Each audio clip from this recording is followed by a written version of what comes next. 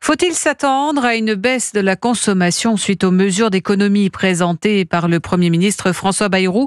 Certains Français s'interrogent. Des mesures décriées comme l'année blanche sur les prestations sociales. En clair, pas de revalorisation des APL, mais aussi des retraites. Résultat, certains consommateurs préfèrent se montrer prudents sur les dépenses. Ils craignent aussi de voir les impôts augmenter. Illustration à Bordeaux où se déroule jusqu'à ce soir la grande braderie estivale. Des rabais importants, le besoin de vider les stocks et pourtant des clients qui souvent se freinent. Reportage du correspondant d'Europe 1, Stéphane Place. Je réduis un peu les soldes, ceci, on attend de voir parce qu'on a peur de dépenser, qu'après ça va être impôt.